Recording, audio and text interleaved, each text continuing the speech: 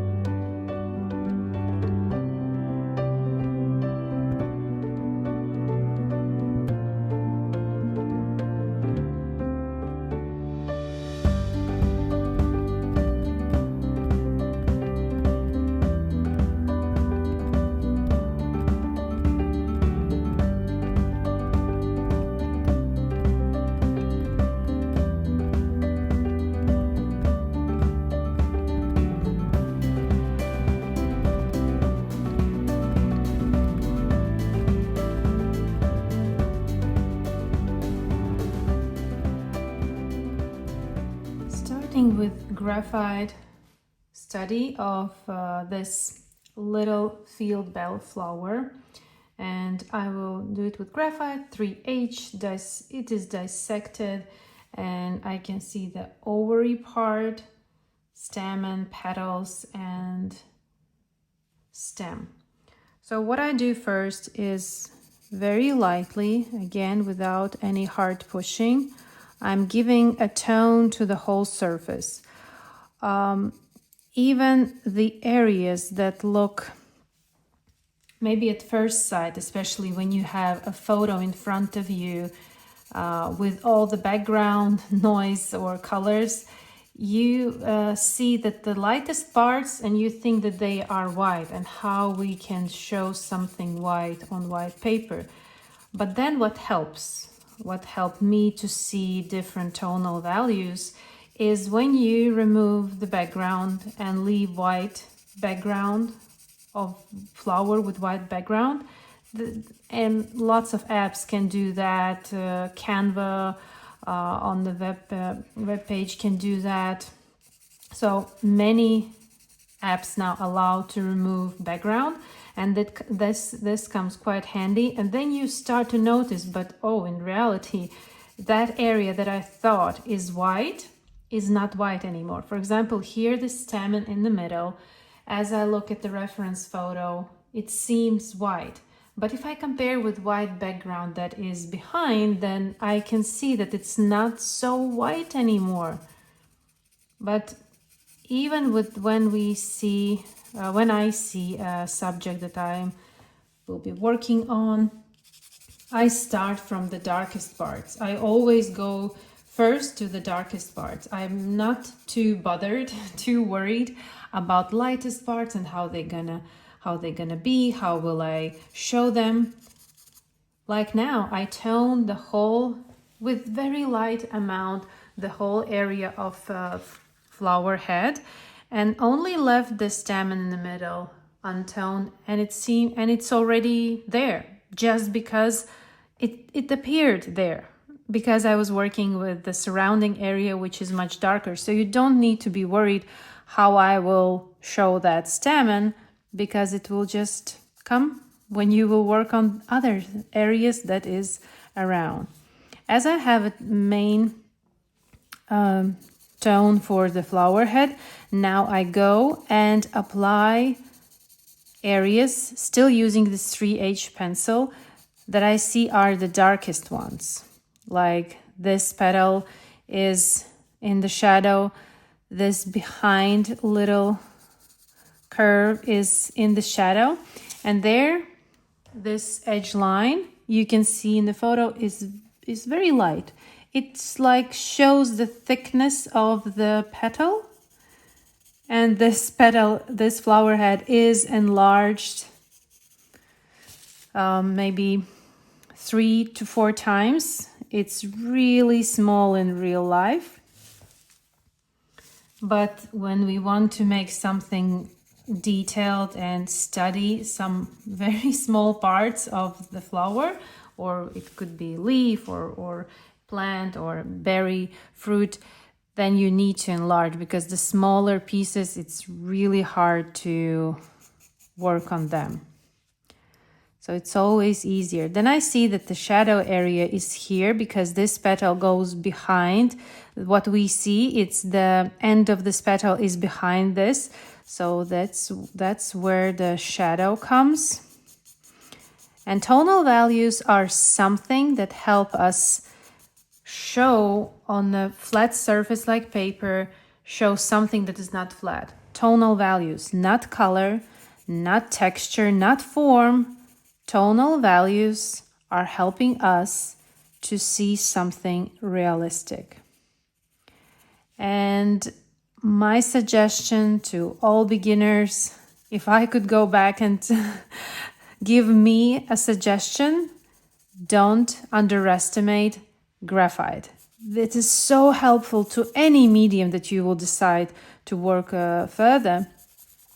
It's really like the basics. It's not boring. It's in reality, it's quite, I love it, and I make my students fall in love as well, because you don't need to worry about water. You don't need to worry about color tone mixing, right or wrong. You are worried only about how to make this flower appear realistic, and that's your only worry that you need to do. Even now, I'm using just one pencil. I'm not switching and jumping from one pencil to another, and I'm constantly looking at reference. My eyes are going from reference to my drawing. Now I'm taking my mechanical pencil because I want to show more precise veins. They are darker and they are slightly wiggly. They're not straight. And when you apply veins, you need to follow the direction. All the veins come from the center where this ovary is. From there, everything grows. Veins, petals, leaves, these little sepals. So everything goes from the center to the outer tip. Always follow the growth. That also helps to make something look more realistic. Everything, like little details, maybe at first sight you think, oh, I will just add that line, it's not so important, but it is. And if you will add it in the wrong direction, then it will make everything look kind of odd, why it is going there if the petal should be growing completely different side.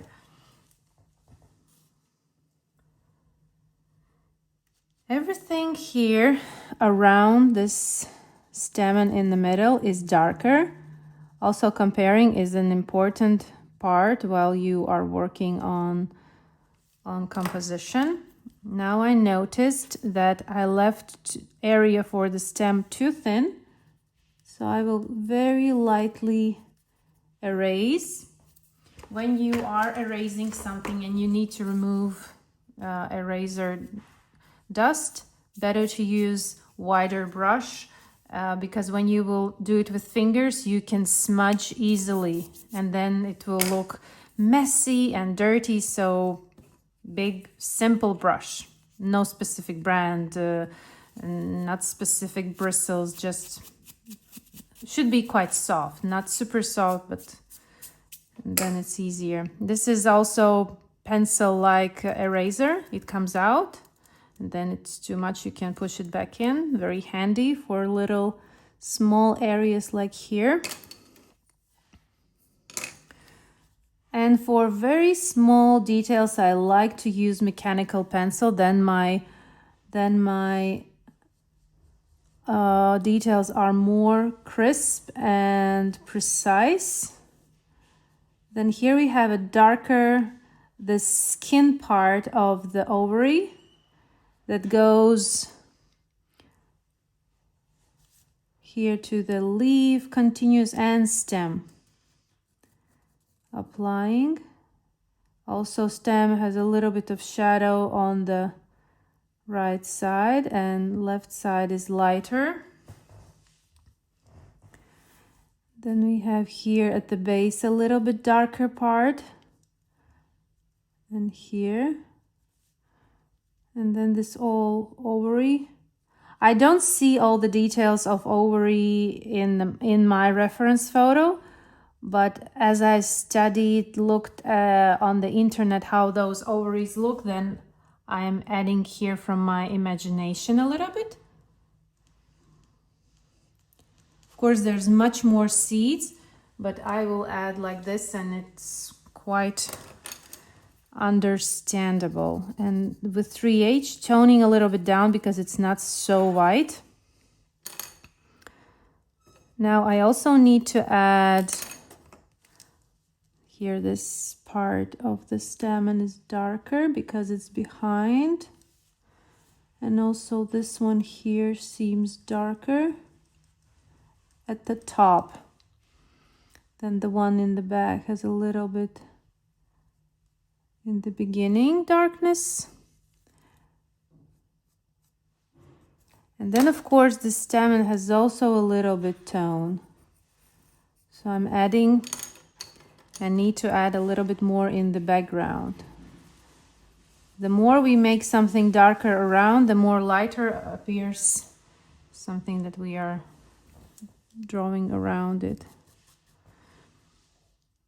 And then I need to add a little bit more to the petals.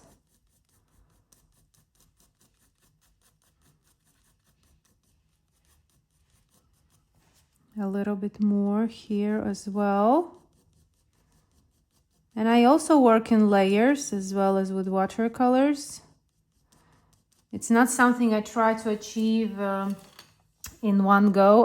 I see the darkness in the reference, that's how I need to go straight away. No, no, no, you need to build it up slowly. If you will push too hard graphite pencil, then it's gonna look rough and flat. Same with watercolors. And I want to make this border edge thinner by applying shadow around it, so it looks more neater and realistic. And then if I compare this part to this part, then this seems darker, so I'm adding more darkness here. If I want to add even way darker, I'm taking my 3B graphite, which is also darker, softer graphite, and make some details pop up, like stem, this leaf, this here corner needs a little bit more darkness, like this. So here for the sketchbook, this is enough. And I will also look up in the internet all names of the parts of the flower head, and I will of course write them down and mark where they.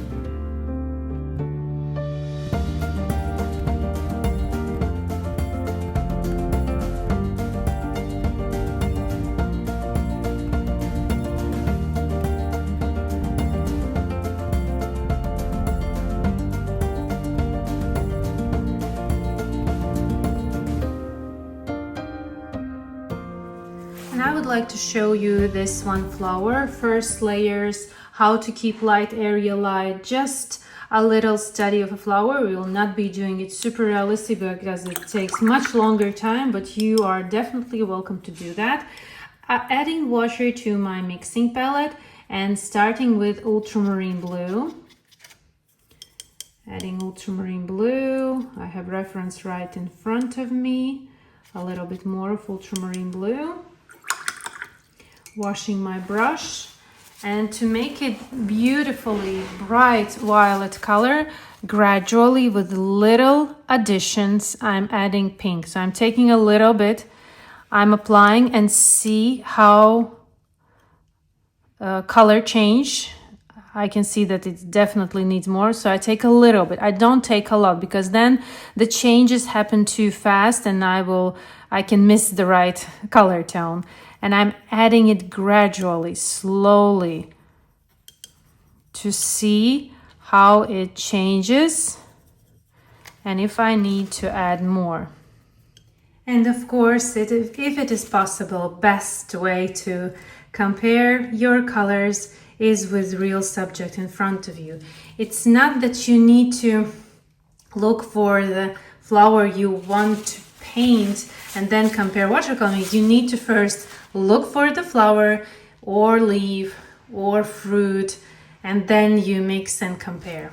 So now it's amazing time, summertime, and I'm surrounded with flower fields. So this is something that I have right now, and I like the color. I have free space here in my sketchbook, so I will go and test it right beside the flower. Perfect. And I was doing it gradually. So if you ask the proportions of ultramarine blue and permanent rose, I cannot tell you because I was mixing, adding pink gradually, slowly, until I reached the required color. You can use your blue, you can use your pink, compare, mix, pick flower that maybe you have very close to you, and then make this practice. So I'm writing ultramarine blue, permanent rose.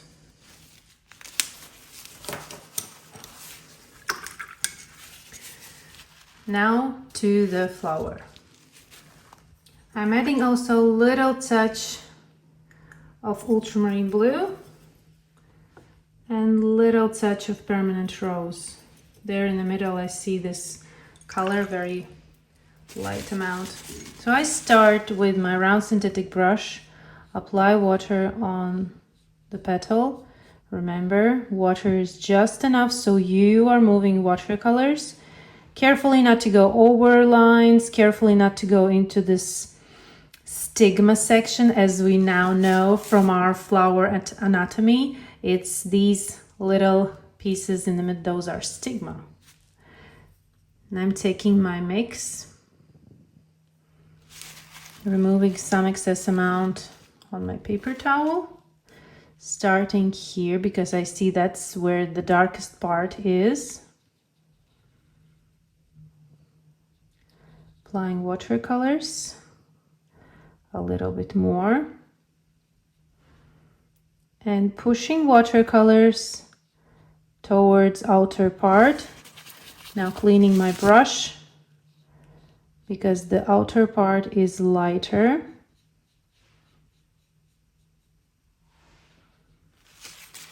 And now loading my brush with that blue color, and at the base I see more of blue. There's even yellow, but that we can add a little bit later. And without over mixing, blending these two colors together. So yesterday's practice comes in handy today. A little bit more here where we have the darkest part. With a little stippling method, it goes even a little bit lower. Yeah, it goes lower. My eyes are constantly checking with reference. And that's it. Moving to the next petal. Applying water. Not too much, so there are no puddles. If it's too much, you can wipe with paper towel. Loading my brush. applying watercolors where I see that is the darkest part.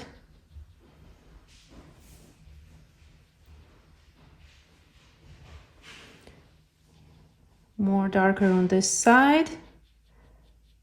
Washing my brush, cleaning in paper towel, and pushing watercolors towards the outer edge. Taking my blue mix, applying at the bottom.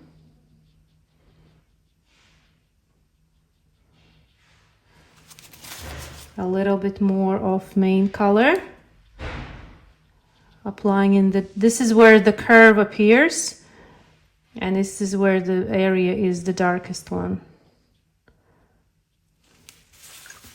Washing my brush, loading with water, moving to the next petal.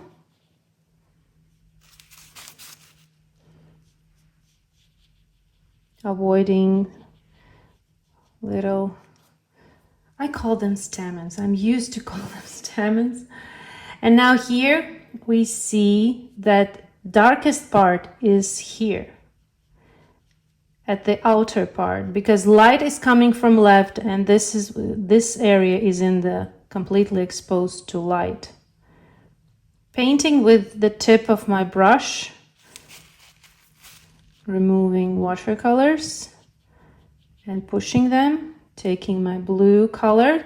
This blue color later will become much darker because you see that there's darker part, but for the first layer it's perfect.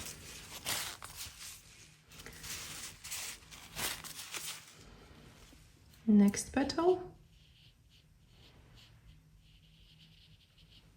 Again, avoiding those stamens.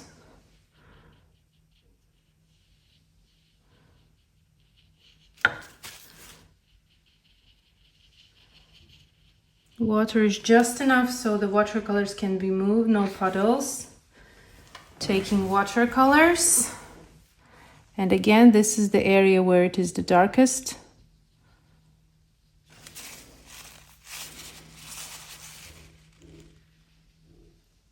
Pushing watercolors carefully with outer edges. Slow process, no need to rush. You don't need to finish something faster just to finish faster. With clean brush, pushing watercolors towards the outer edge.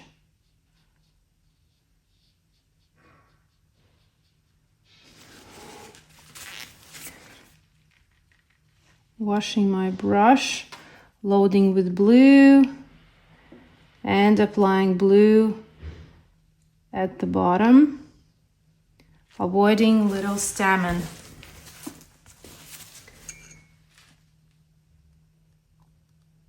And last petal.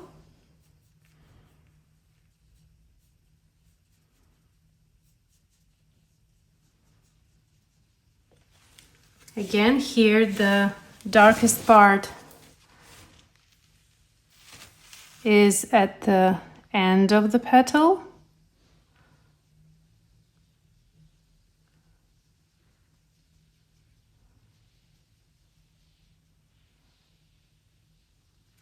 Washing my brush, cleaning in paper towel, and pushing watercolors towards the lightest part. So I'm constantly looking at reference. This is one flower, but each petal is different. So I'm following each petal on my reference. For information, everything that I need to know is there. There's no special technique, magic trick, how I paint something realistic. It's by looking, observing what I see, and implementing that in my painting. Blue color at the bottom. I will need a little bit more darker color that I'm taking from my palette here. Very lightly I will add more darkness here. Then I need more darkness also here. While I'm applying this darkness, I'm also correcting those stamens if needed.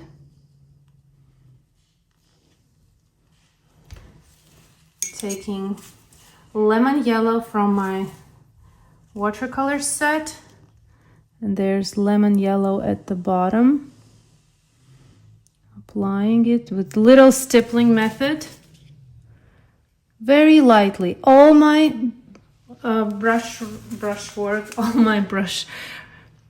work is very light. I don't rush. I don't make too dark watercolor layers, because then I will lose control. I will lose the intensity. Where can I go? How far can I go? Slowly building layers carefully. I'm taking finer to brush. I need a little bit more precision at the bottom of this flower to make some parts darker but leave some parts lighter. So this is really small work. If you like, you can do it or you can skip it. It's not so important. Today's lesson is more about doing this anatomy study, and first layers very light to keep light area light. And with watercolors, as you know, it's easy to go darker. It's harder to stay light. And that's why in the beginning I reserve light areas much wider than they are.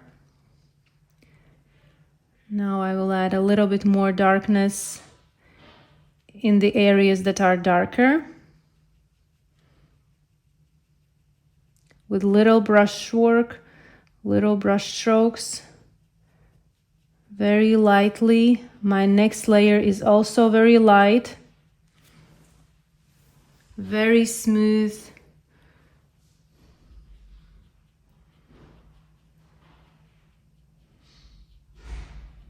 I'm not going too dark. I'm building my intensity slowly. It's better to be lighter with your painting rather than lose this light and then have everything dark and then everything will look flat. If you will have it lighter than the real subject, but you have all the lights there, then it will look even better.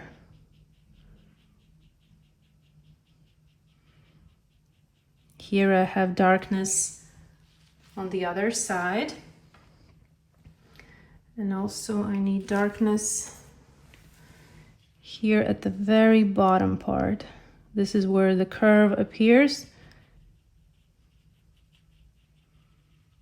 This will create the illusion that it is curved. Better. Taking watercolors, turning my work, and applying with little light brush strokes. I would normally even go lighter. I don't want to have this day's practice hours long, but the idea is to go slowly and gradually. We are building layers gradually. That's what makes painting look rich and vibrant and full. It's layers of watercolors, layers, not just one thick dark layer. It's many layers. I want to add a little bit more here to create this illusion of a curve. Shadow at the beginning, and then we have light area, and then we have shadow again. And now that tonal values are in places, it's a matter of layering. It's a matter of how much patience you have, how much time you have. You can now layer and layer and layer with the same intensity, with the same transparency, and you see that my mix doesn't change. It is the same. It's not that I use for the shadow a different color mix. No, it's the same. Here I see that I also need to make a little bit of shadow because there's also a curve and it has a little bit of shadow in the beginning. Smoothing with clean and dry brush to create this curve. It looks better like this.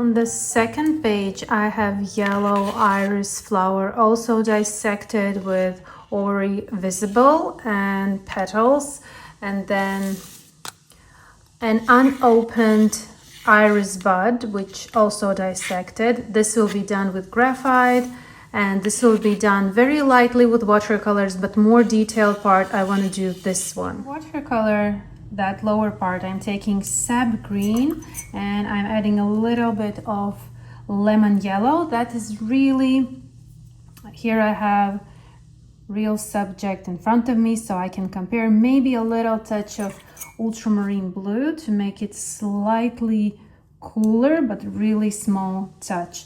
And I will be painting with finer tip brush because the details are so tiny where I will be working. And I have my reference photo right beside me, enlarged 20 more times than this one here, because this is really hard to see all details, but of course they are definitely helping me to understand.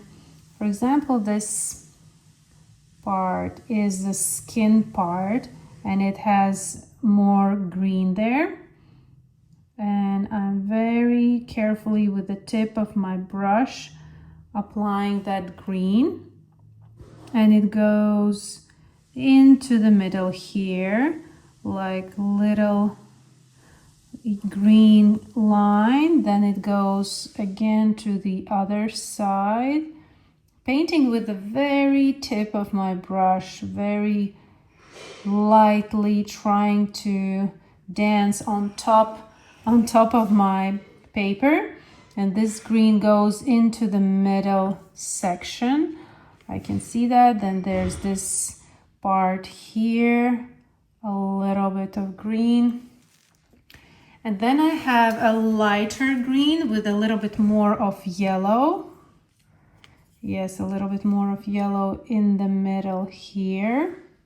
So I can tone everything here lighter. And then when it will be dry, I will add something darker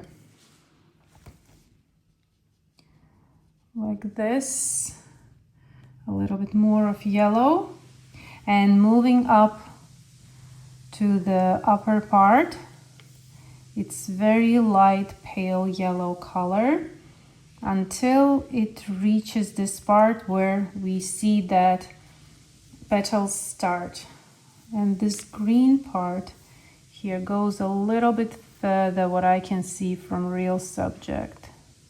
So in doing these kind of studies I really recommend to do it with the subject you can take and dissect with a sharp knife, because then you can really study close up. You can take photos and enlarge it. You can, maybe you have an enlarging glasses or goggles, you can use that. Now I'm adding pearl and green, mixing with the mix. And there I see that there are some darker lines, like maybe some kind of extra skin inside or borders. And then this darker green is inside the seed pocket, in between those seeds. So I'm trying to be super tiny brush strokes and avoiding these little seeds to show up. So really, really tiny brush strokes to let little part of seed still be visible. I'm almost not breathing. Remember to breathe when you are doing really small, tiny work. I know that concentration is on top. Here, it's more visible. Now doing same on the other side. Tiny, tiny brush strokes and avoiding marking these little areas. As for the seeds, of course, in real life, they're more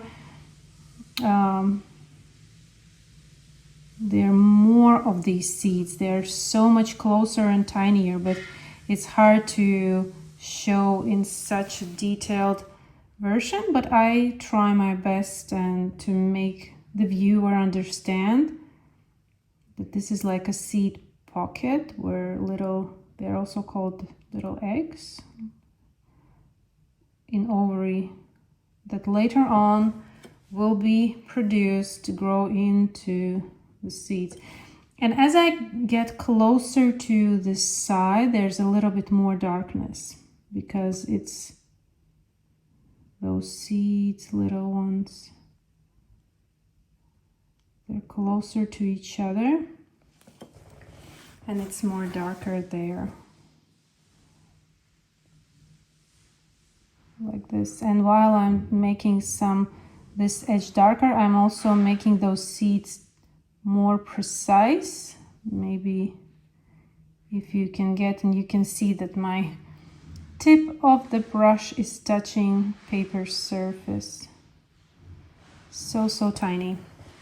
So tiny. Then I have something more here, like a little bit. Like I will draw like these little lines. There's more going on. And there's something like here that I can see in the photo a little bit.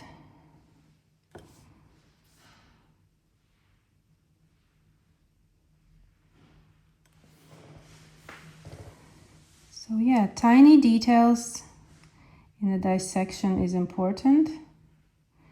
Use your finest brush to do that. And carefully, slowly, without any rushing. I have something more here, like a dividing section that is dividing this ovary from flower. And further I will go with just few layers for the flower to give it color, but stay loose. When working with yellow pigment, be sure that everything is clean, your brush, your palette, water. And I'm taking round synthetic brush. Yellow pigment is super unforgiving. It's very transparent. You can't layer like we did, for example, like we did with this bellflower. We added same intensity, same mix, same transparency, and layers built up, and we can clearly see that there's shadow, there's light from the same mix. Yellow pigment doesn't work this way, and you need to figure out how to do that. Now I'm taking Indian yellow. Here is real subject right beside me. Definitely Indian yellow, a nice pigment for this flower. But of course there's also lemon yellow for lighter, cooler areas like this petal here. Separately lemon yellow. Then I will have another mix, Indian yellow with a touch of perlin maroon. I like the mix of Indian yellow and perlin maroon, and I can tell that some darker parts of this flower have this more intense color mix. After mixing, I would like to, then I also see as I look at in the reference that maybe I need lemon yellow with a touch of sap green and maybe a little bit of Indian yellow and a little bit more of the sap green. We'll see.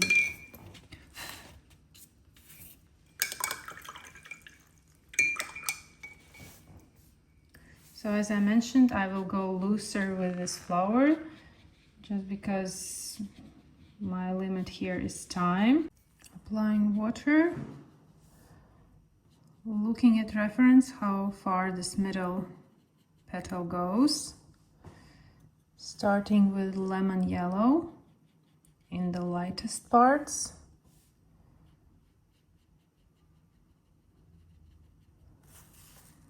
And there's a little bit of this darker color with some hints of this orange.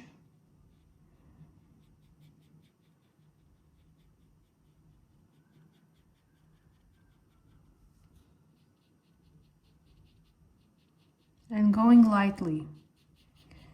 You can always correct something if you maybe, I don't know, did some not the exact correct color tone, or maybe not the right place you painted. When you are painting lightly, then it's bigger chance that you can adjust, correct.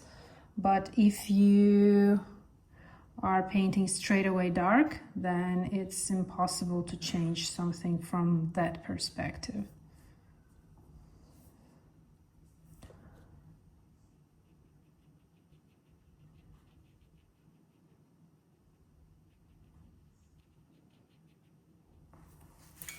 Adding different colors.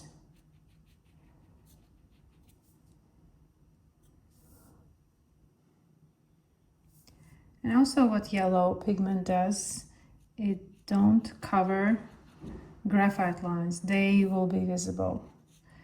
I'm not so worried right now because this is sketch and I'm doing this loose, very loose sketch, more testing colors, because maybe I will paint this flower later on a bigger piece. But now it's like a test of approach, colors, etc. And but if that would be my painting, then I would erase those graphite lines almost to the point that they are invisible. Just you can see yourself, definitely not on the camera.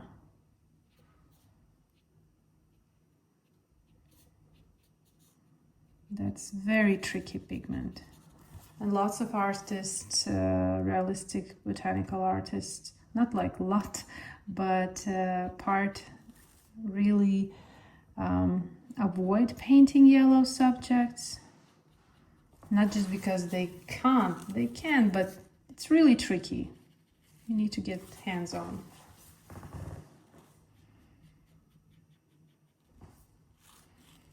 Like this. Now moving to the next one, I will do this one.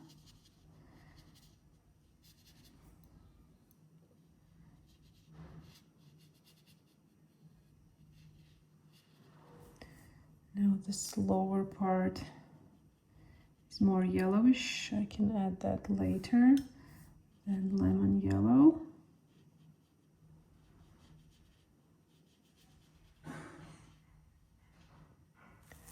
And upper part is more orangey, warm, and we have there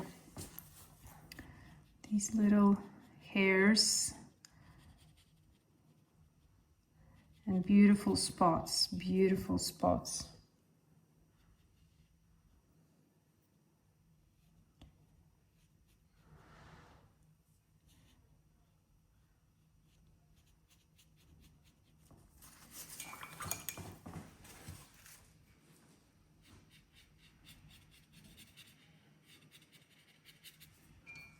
Very loosely, just to get the idea, not too detailed. We will be sitting here all day.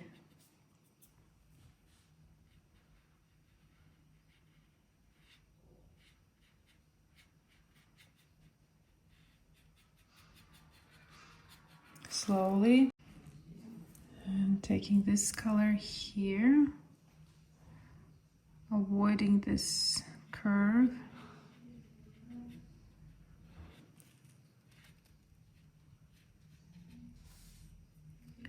Lightly going into that part.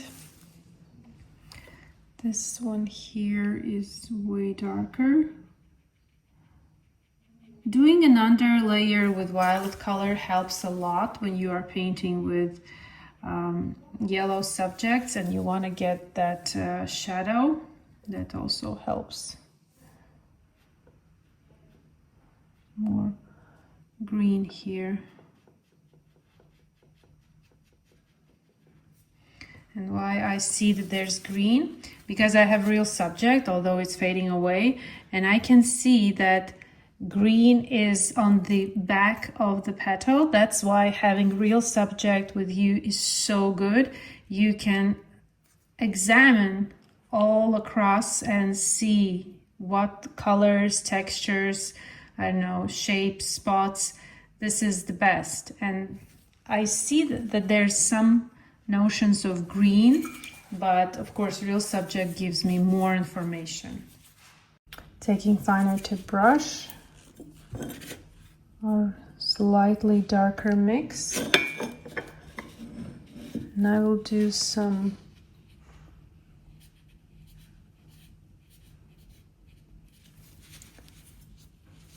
lines that show movement, folds, just a little bit.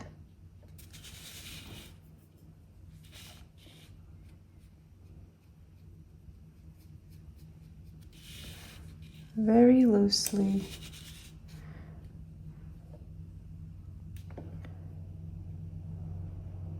Also those little hairs.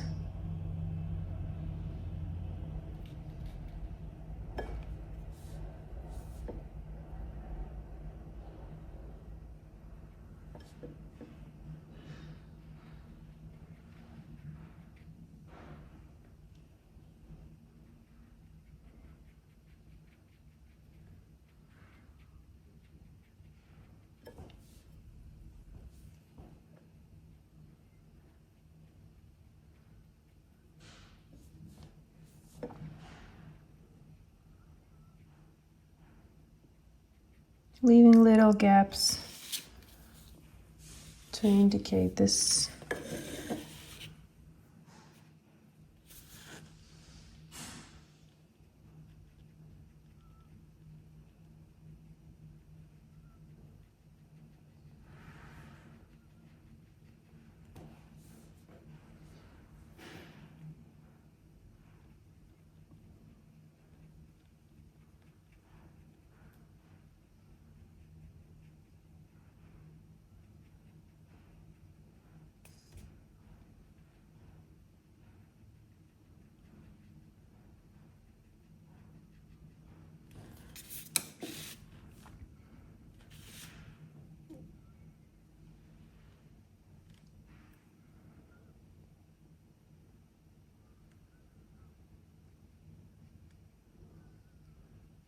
Here in this part it's so dense, so lots of those little hairs, so it's like feels like almost completely covered.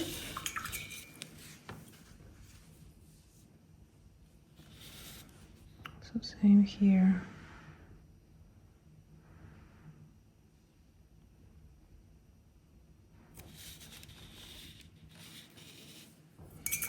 Now I'm taking Pearl and Maroon and Pearl and Violet, a little bit of Indian Yellow,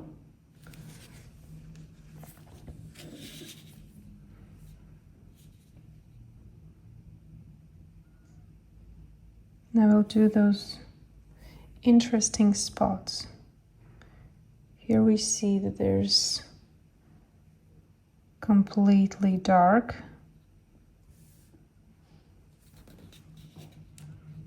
Then these spots are coming as overlap. Some are like lines, some are like little dots. And again, I have real subject to look at. What is the structure of these spots? And again, they are coming all from the center. If you take a closer look, they're all coming from there and go out. From there, go. You can't just randomly, without any thought, apply them. They have also direction.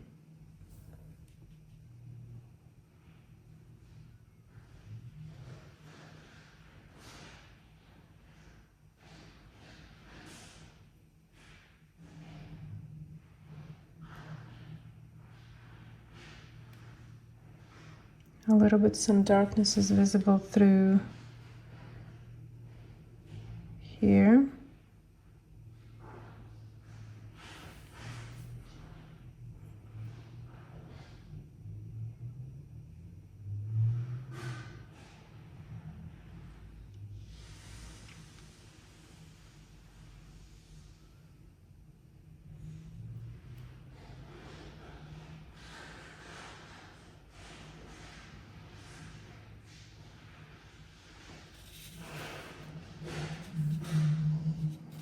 also here.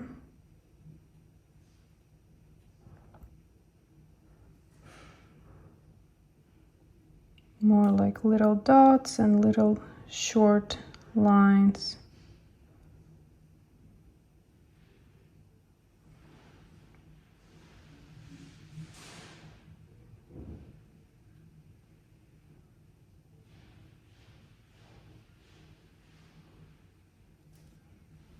Like this.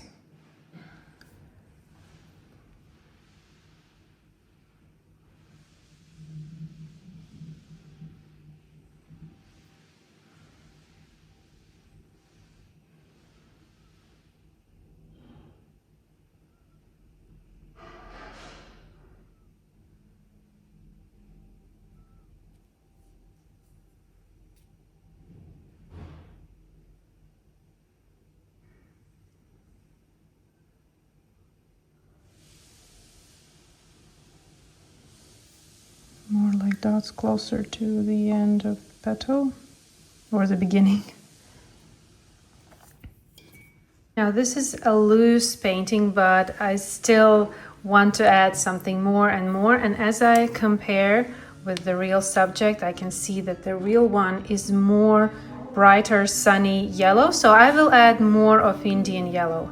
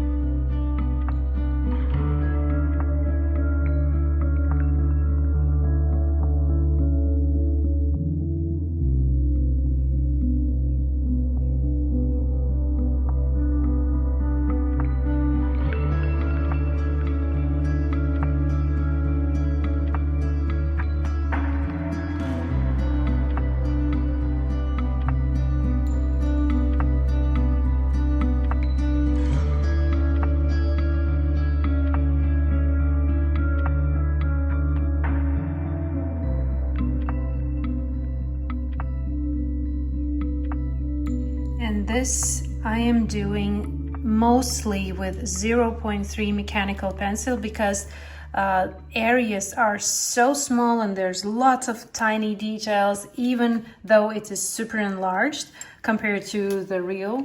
Not like super enlarged, but this is natural size and it seems like it's enlarged 3 times. And doing it with mechanical pencil and mechanical thin pencil helps me keep those details as they are. But this pencil is not just for drawing and outlining, it's also an amazing tool to practice holding lightly your tools, because when I was just starting, this 0.3 is so fragile and it was breaking every time I placed pencil on. You see how fast it breaks on the paper. Then I started to teach myself, well, you need to hold tools lightly, and this mechanical pencil taught me to hold them lightly, and now my graphite of this super thin pencil don't break.